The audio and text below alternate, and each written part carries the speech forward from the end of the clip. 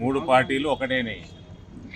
ఈ పొద్దున్న లేస్తే రేవంత్ రెడ్డి ఎందుకు కాపాడుతున్నాడు కాళేశ్వరం కేసులలో, రేవంత్ ఎందుకు కాపాడుతున్నాడు ఈ కార్ రేసులో, రేవంత్ ఎందుకు కాపాడుతున్నాడు కల్వకుంట్లోని అన్ని కేసులలో ఫోన్ ట్యాపింగ్లలో ఎందుకు గాలిపోతాయి, ఫోన్ ట్యాపింగ్ ఎవిడెన్సులు, బిల్డింగ్లు ఎందుకు తగలబడతాయి, ఇది అర్థమవుతుంటుంది మీకు మీడియా మిత్రులకి. దీనికంటే ఎక్కువ ఏం స్పష్టంగా ఏముంటుంది. మూడు పార్టీలు ఒకటైనాయి.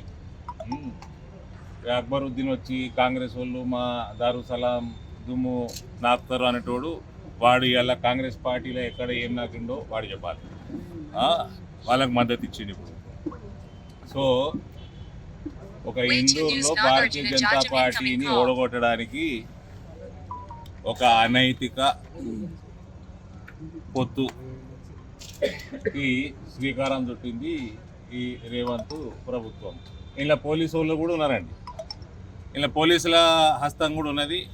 కాంగ్రెస్ హస్తంతో పాటు పోలీసు డిపార్ట్మెంటు. నేను పోలీస్ డిపార్ట్మెంట్ అన్నప్పుడు ఓవరాల్ మొత్తం డిపార్ట్మెంట్ పెట్టాల్సిన అవసరం లేదు. కొందరు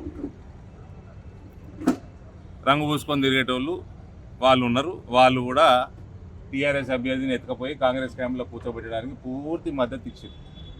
ఇది ఇందూరులో ఒక అనైతిక పొత్తుతోటి most popular party Bharatiya Janata party అభ్యర్థుల్ని స్వల్ప మెజారిటీ తోటి ఓడించడం జరిగింది.